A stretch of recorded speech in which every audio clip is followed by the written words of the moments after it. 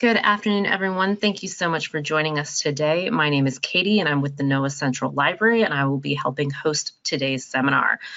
We are in a series of professional development hosted by the NOAA Pride Employee Resources Group. Very excited to be working with them.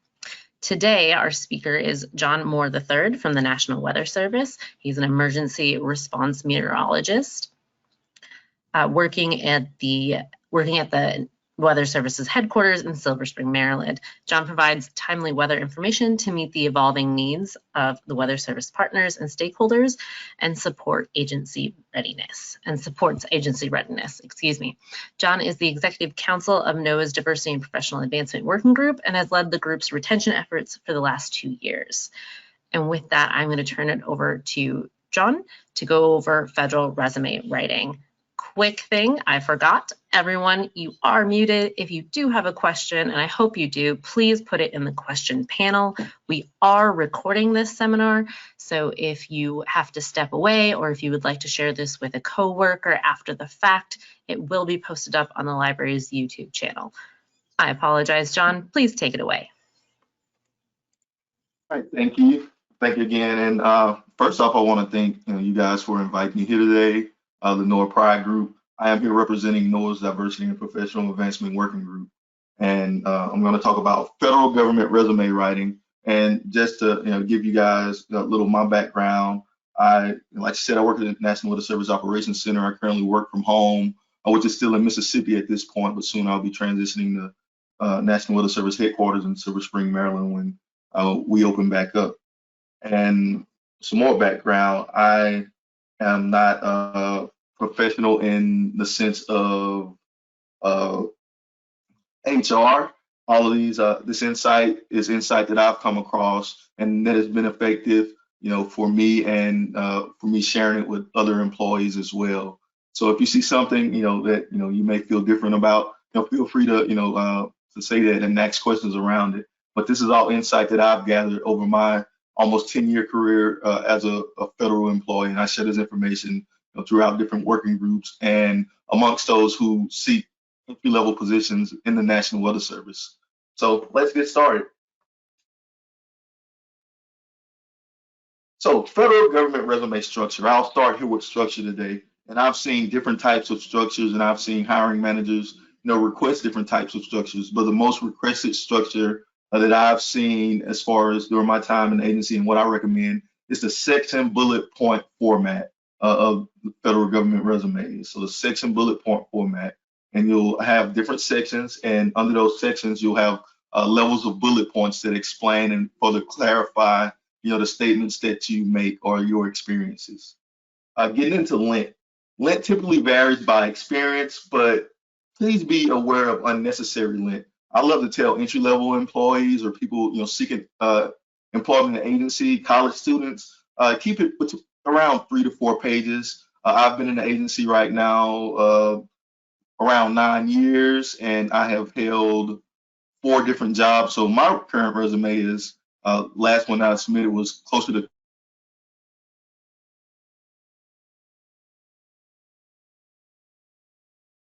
12 pages. So, but please be aware of unnecessary length. Well-structured help you get rid of a lot of length. The best way to put your experiences throughout the resume is in reverse chronological order. That's what I recommend. Put all the most recent experiences first.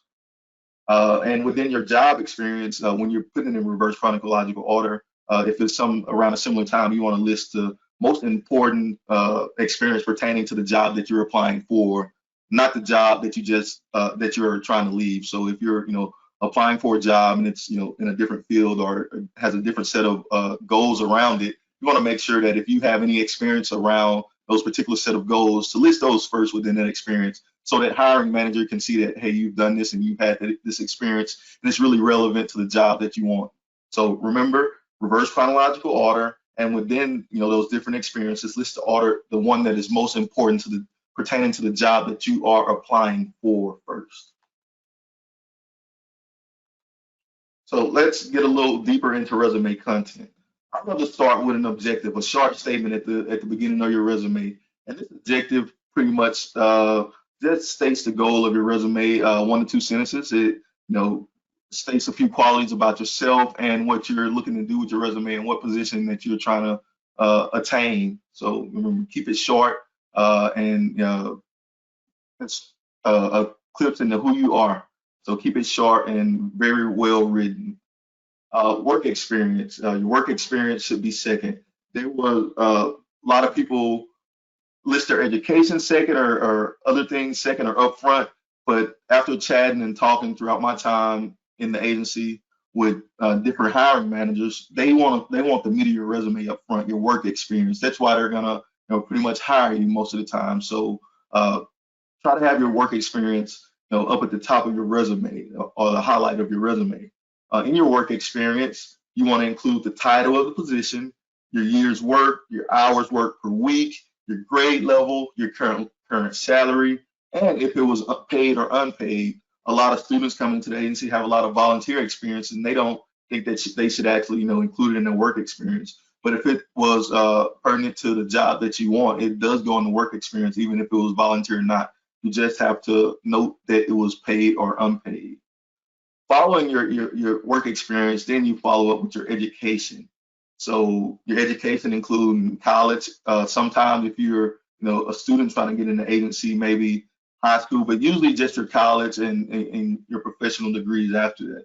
So you want to include your college degrees earned as well as your GPA. If you have a great GPA, if your GPA was below a 3.0, sometimes it's better to leave your GPA off in certain instances. It's not a requirement to add your GPA, especially if you're already in the agency. You got in, you had your transcripts to get in. But if you had a great GPA, it's another reason. It gives a hiring manager another reason to look your resume over, look at you a little bit closer. So if you had a great GPA, add your GPA. Make sure to add special clubs and organizations that you were in while you were receiving your education. It shows that you were well-rounded even when you were a college student. Any honor societies, awards that you received, and a lot of people love to add the relevant coursework outside of what was required, for the current position that you're applying for that's relevant. So in the weather service, emergency management is a big deal amongst forecasters and weather forecast officers having that background. But you may have not got a lot of people go and get minors in it or grad degrees in emergency management. But a lot of us took classes in emergency management, but didn't get a degree. So it would be awesome to add, that you took emergency management courses in college and what level courses they were. So that's another good tip to sprinkle in your education section of your resume. All right, so here's a look at the front of what we just covered. So also, if you're a male, you want to make sure you have that you're registered for the selective service. You want to notate the highest grade that you currently are, that you're seeking a permanent job type and a full-time work schedule. And you can put that above your goal or your objective of your resume.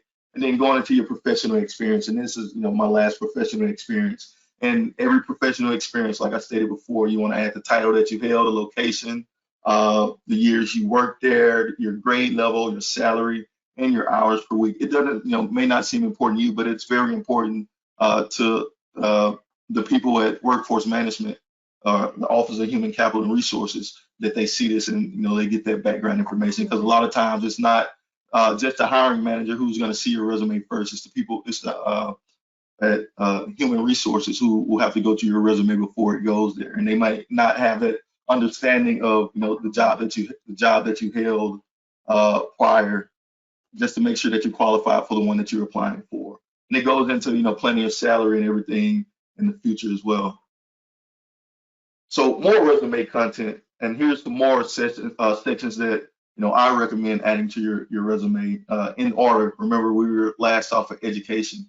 So next would be additional professional experience. So this is experiences that you've had outside of your current job or current work environment. They can include conferences attended, presentations that you've done, publications that you've done outside of your current job, and the number of professional organizations that you have that you are a member of that pertain to your job. And a lot of times they don't have to pertain to your current job or the job that you want. but it does show that you're a well-rounded individual and you are a member of these professional organizations.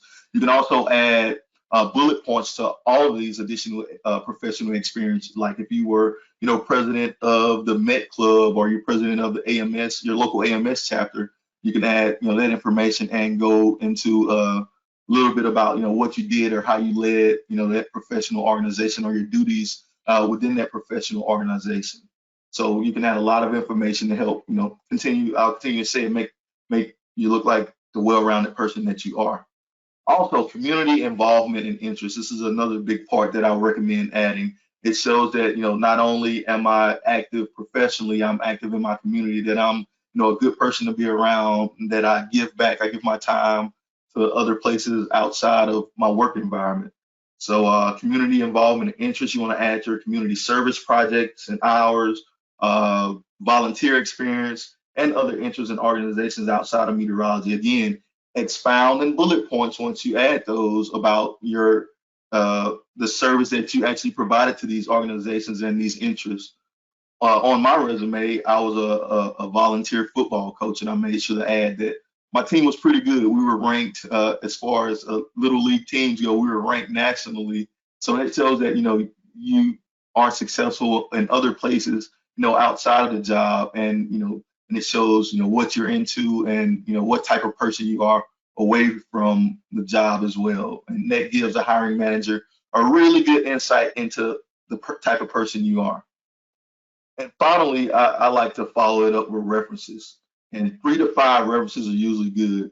And as you can see, I noted here 3 to 5 diverse references. If you're adding 3 to 5, if you're adding 3 to 5 references who all work the same position or work in the agency that you're coming from, or work the same job that you're currently working, who know you in one aspect, you're not doing yourself a favor.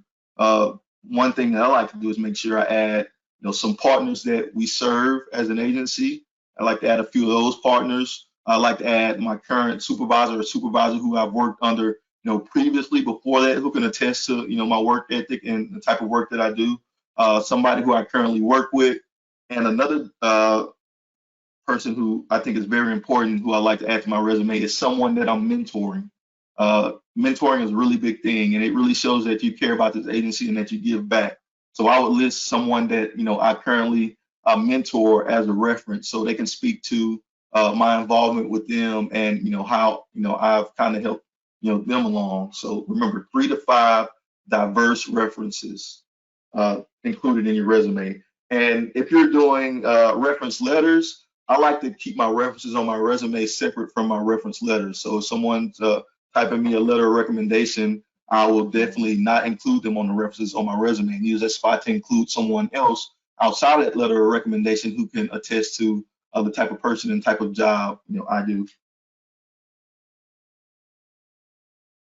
So in your resume, you want to definitely make sure you talk about the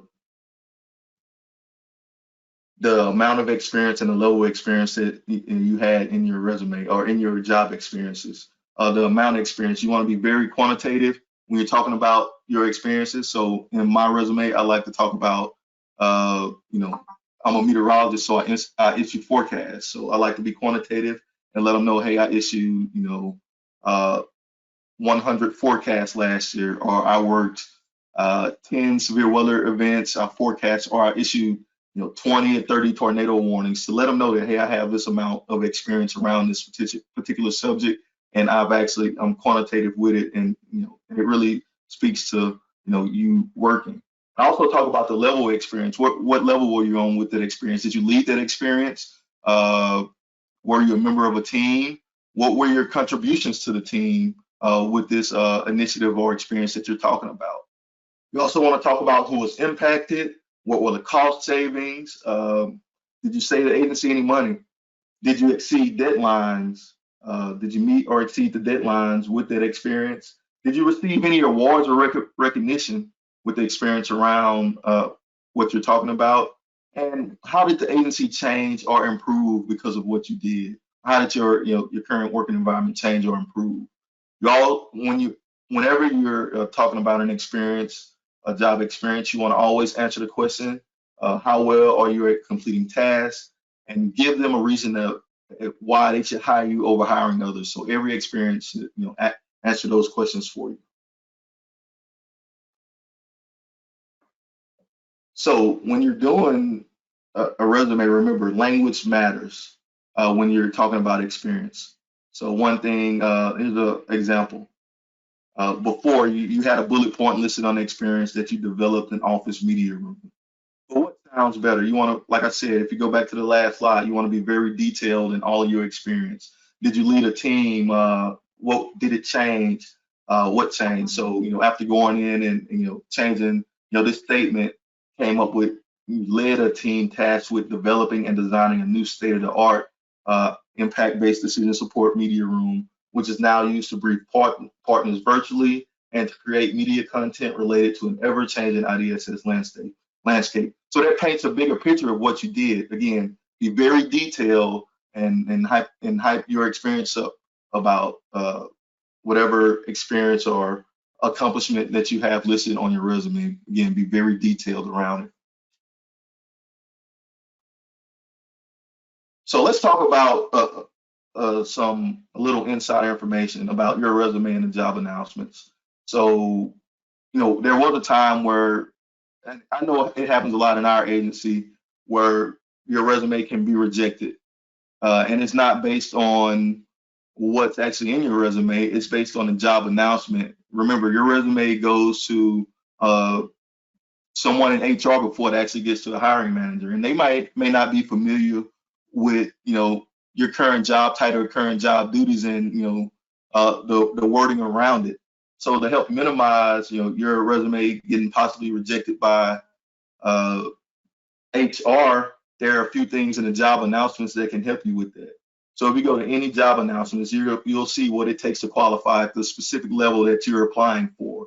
So in this job announcement right here, the specialized experience that they were looking for at the GS7 level was someone able to use the latest surface upper air observation and satellite radar imagery to monitor current atmospheric conditions. They were looking for someone who has conducted analysis of surface and upper air observations. And finally, they are also looking for someone who's used to using state-of-the-art scientific and software programs and operating systems to interpret hydrometeorological data. So some people that I've met actually copy, because if you don't have this listed somewhere or some type of worded somewhere in your resume, you may be rejected. It'll cause your resume to get rejected. Some people will actually copy this and add it verbatim to their resume. The first person before HR who's going to check your resume is going to be, a computer system is going to check your resume to make sure you have that in there somewhere. And anytime you have a computer system, it's very, it can be very harsh, especially when it comes to detailed wording. So a lot of people like to copy that specialized experience, especially if they have it, and put it somewhere in their resume, just how it's stated on the job announcement, just to make sure that it makes it to the next level. It makes it to the hiring manager, makes it past HR. So to be referred, your resume has to show that you have met the minimum job requirements for the announcement. OPM will use your resume to determine if you meet the minimum qualifications for the position. So again, you want to look under that specialized experience to make sure first that you actually meet that level of experience and that you have it somewhere in your resume to move forward. So also another good place to look for content that they're going to be looking for the content of your resume is the questions that are associated with the job announcements. And most of the job announcements, if there are questions that they're looking for a questionnaire, you can preview the questions before you actually submit the questions. So go on that job announcement, you'll go to questions, and you'll see somewhere on there where it says to preview. Click here, and you can see a list of the questions that you'll have to answer. That will help score you as a someone applying for a job. And they will cross-reference your answers to these questions based on the information that's in your resume. So if you're going to answer, you can take a good first look at these questions to make sure the questions that they have and the answers that you are going to select, your resume can back it up. And you want to make sure your resume backs it up in some kind of way, or it can be kicked out, or you can be scored lower, and that would also affect your resume getting to the appropriate hiring manager. So in this case, for this job for entry-level meteorology position. It asks, which of the following best describes your experience using WSR 88D radar technology to monitor and forecast weather? So if you answer that question that you have that experience, they're going to be expecting to see it in your resume. So this is a bullet point I pulled from someone's resume that clearly answers that question. Remember, again, there's not going to be an expert or a hiring manager from the office that you're applying for that'll see your resume first. And it may be someone from HR who doesn't even know what WSR 88D is, know that it's a radar technology. So you can say that you have experience using radar in your resume, but they may see WSR 88D and completely don't give you credit for that answer because you don't know or don't have WSR 88D listed in your resume.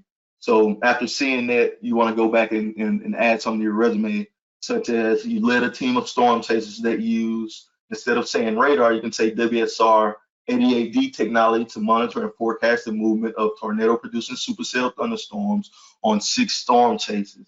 Again, it directly answers that question using some of the same terminology. Another example, which of the following best describes your experience preparing written analysis, reports, and briefing materials on weather-related topics? Now, you can have somewhere in your resume that you provided forecasts of such and such, but if it's not written out kind of how they have it in here, they may reject your answer to that question, and it may adversely affect your scoring on your resume. So you go in and answer that question with, I routinely prepare, pulling out the statement such as they have it, written weather analysis reports and briefing materials in support of severe weather operations for our university's social media pages. And the last example is another question on there, which of the following best describes your experiences utilizing AWIPS or any other integrated computer workstation platforms containing hydrometeorological data and information for analysis forecasting. So you have to pull out some of those keywords and make sure that you have an experience in your resume that answers, if you're going to say that you got to show that experience in your resume. So for that experience, this person applying for the job said they shadowed National Weather Service forecasters and became proficient in using AWIPS to analyze weather patterns and submit National Weather Service products. So you want to use some of the same terminology that's in those questions and that are in the specialized experience of a job announcement to make sure your resume gets to the next level. So like I just said, the scored occupational questionnaire will evaluate you on the following competencies. So it will evaluate you on the whatever competencies that they expect you to have for the job. And they're going to look through those competencies to make sure that you are, in fact, looking your resume for those companies is to make sure that you, in fact, have them listed and you have, that experience. And your score could be decreased if your answers are not reflected in your resume. So another optional section that I've added to my resume that I'd like to add, and I actually got it from someone, who's a higher up in the agency, is expressions by professional peers, and this takes about an hour or so, and it puts to use, a lot of statements or older letters of recommendations that you've gotten from people you've worked with in the past. And if you don't want to bother anyone by asking for a letter of recommendation, you can ask them to submit a statement or send them a statement on their behalf that speaks to whatever you want them to speak to. And you can have those listed, on your resume, and it can add like a page in your resume. And that way, even if the hiring manager doesn't get your letter of recommendation, they'll always see these statements from your professional peers listed on your resume.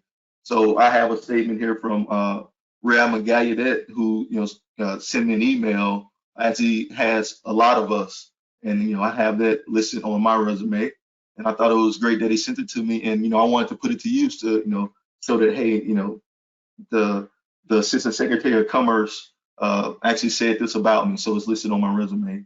And I have someone who was an old supervisor of mine listed as well. And this statement is from a letter of recommendation that he wrote for me a few years ago. So definitely don't want to let those old letters of recommendation go to waste. And so this is a section that can gives a hiring manager another more insight into what people think about you and why you're a good person for the job.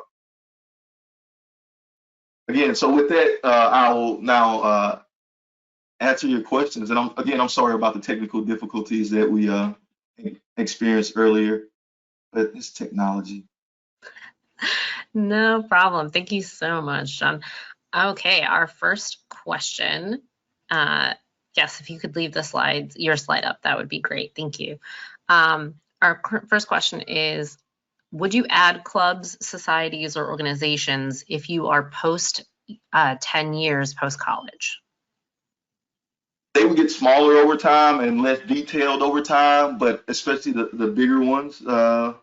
Let's just say, you were part of, your college's a sport team in college that you won a championship on. I played football for my college, and that's still, I think, relevant into the person I am, and it shows who, the type of environment, that I perform in and I'm capable of performing in. So definitely, like I said, they can become less detailed over time, but the relevant ones or the bigger ones that speak to the type of person that you are, you should definitely, leave those in there.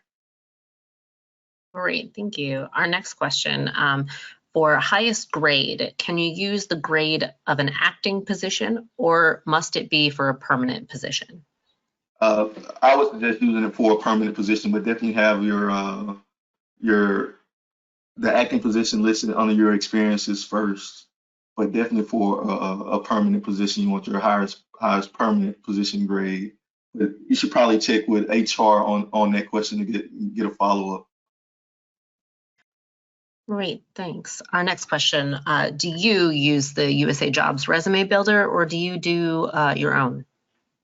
I would definitely advise you not to use a USA Jobs Resume Builder, but to build your own and save your resume as a PDF.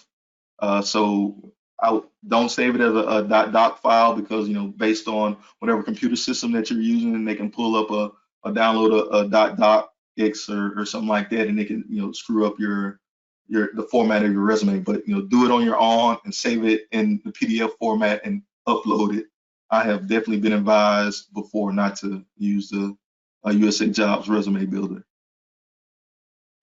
Good to know. Our next question, do you have any advice on how contractors or people in the industry can transition their resumes for the agency?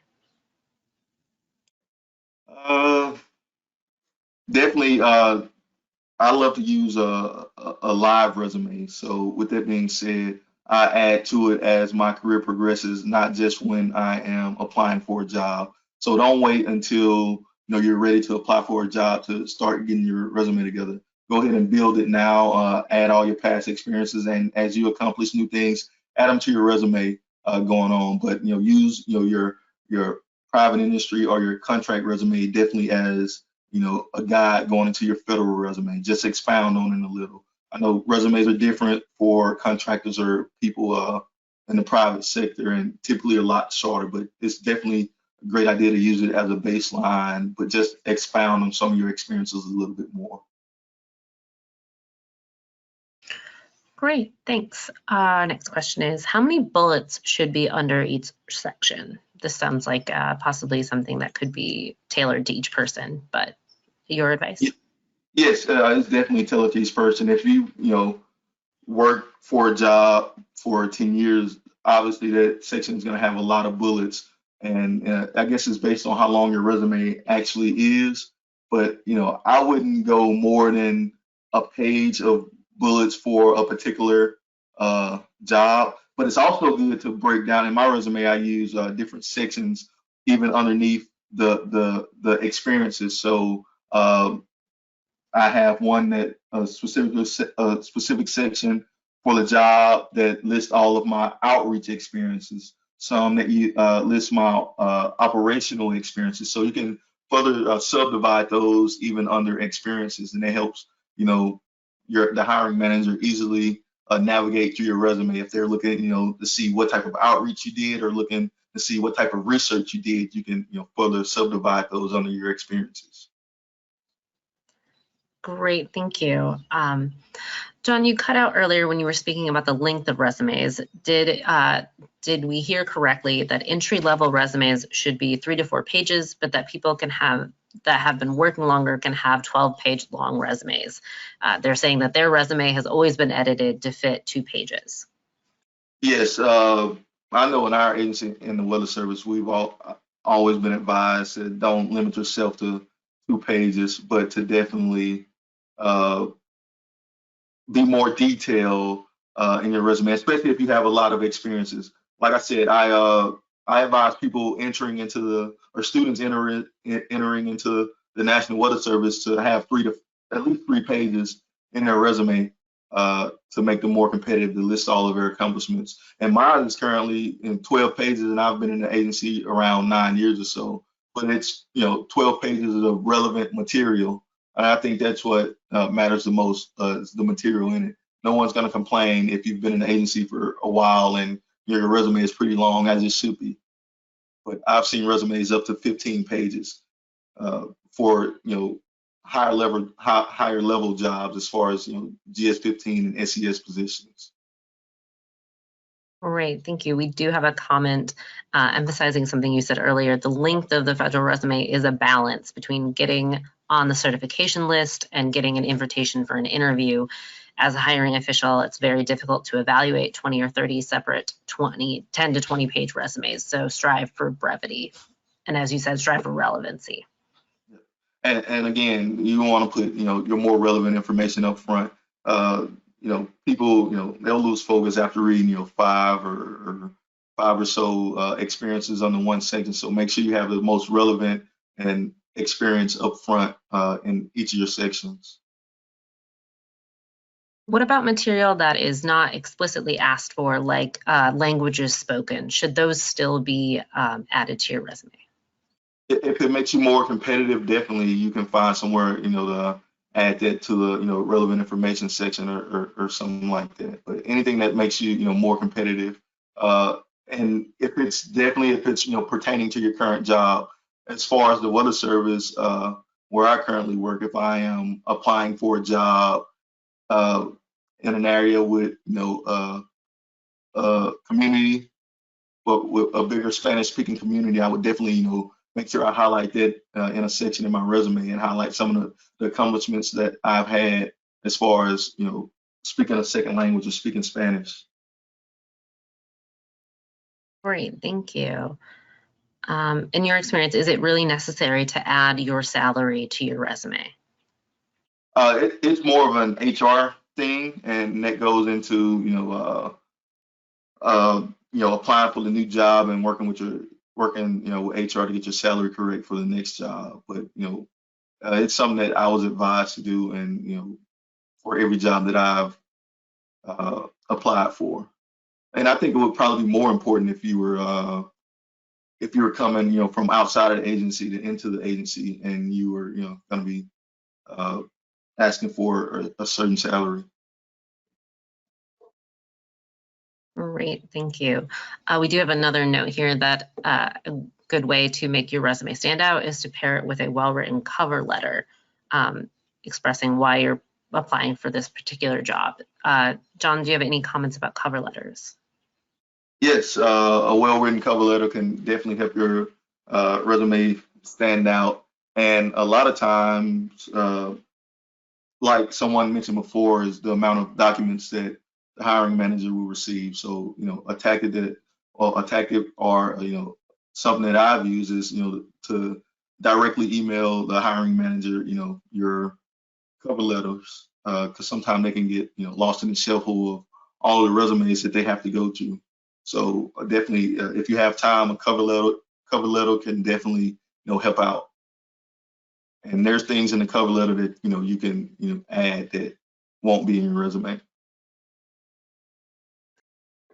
We did have another comment that one of our listeners here was advised to look at the USA Jobs Resume Builder and make sure you have all of those items that they ask for in your resume, because often something that they force you to fill out on the builder is left off on your own resume, and that's the one thing or something that HR people needed you to put on for certification. So please always double check that you have all of those pieces. Yep, that is true as well. So a lot of that information that you saw that I put on there earlier is some things that they require in the resume builder, and I'll go back to it, like salary and uh, hours worked, and things like that. It can definitely go into you getting certified. That's not in there. And I do think that answers, we did have one question, if you are penalized for not including salary information, and it sounds like you would be in this case because it is something that is required.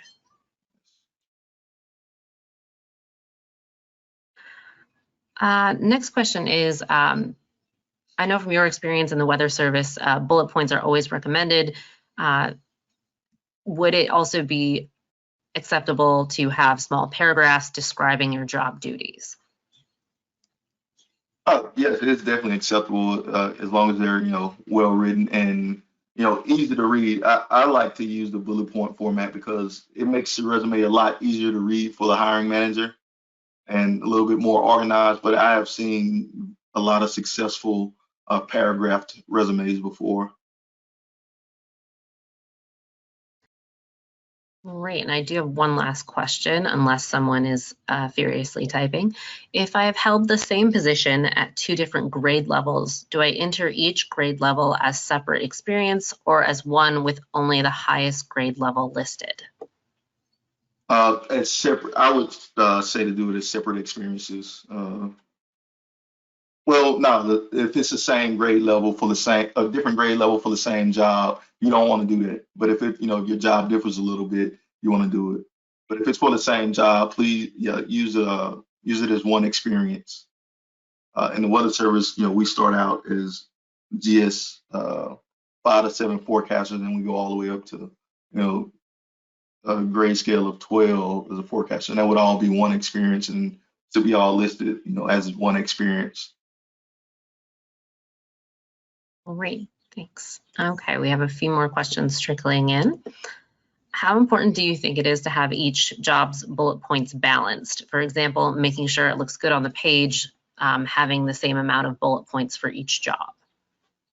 So to keep your bullet points keep your resume at an acceptable length, one thing that I like to do is stagger the amount of bullet points. So you're gonna have more bullet points for your most recent and most relevant experience. And as your resume ages, you always go back and delete some of the bullet points for your other jobs. So my last experience I maybe have 20 or so bullet points, and maybe 5 or so for the job before that, and maybe 3 to 5 for the job before that, because as time goes on, those experiences don't look so significant, as you go on in the field. So I definitely use a staggered method. Thank you. Next question is there any particular font, colors, formatting that you recommend? It all needs to be in a professional format in the same font. So in a professional font in the same size and font that you use. So if you're using, bullet points or using, headers, make sure all your headers are the same size throughout the page. Consistency is more key than, especially is more key than, what specific font that you use. But definitely a professional font, and I would use professional colors. It's okay to add, a line in there or something, or a border or something that may be, blue or more professional color, but definitely keep it, the same font and consistent throughout as far as sizing goes. And also punctuation, you want to keep it consistent when you're looking at bullet points and punctuation. Use the same bullet points and the same punctuation and the same subject verb agreement, throughout the resume. Thanks so much, Sean. I don't see another question, but I have a question. Are you willing to share these slides with the people who attended today if they would like to have them? Yeah, sure, no problem. Okay, great, everyone. I'm just going to pop in the chat that we did record this, and it can be found on our YouTube channel later. I'm going to do a little cleanup and make sure we get that technical snafu out of there first. But thank you so much, John, for your wisdom and advice today. Do you have anything you would like to add as a parting word of advice? Thank you guys for having me again, and I hope I was, able to provide any clarity to each of you guys. My email address which I should have it listed here, but I guess I omitted it. It's john.moore@noaa.gov. If you have any, further questions or advice for me as well. So thank you guys again for attending and taking the time out. And I hope I was able to help you guys a little bit. Awesome. Thank you so much. I have popped John's email into the chat as well. Thank you all for joining us. I'm going to give you back 15 minutes of your day. And if you do want these slides, please email the library at library.seminars@noaa.gov, and I can either email them to you, or you can reach out to John yourself, and I'm sure he'd be more than happy to share them. Thank you, everyone, and I hope you have a safe and healthy rest of your day.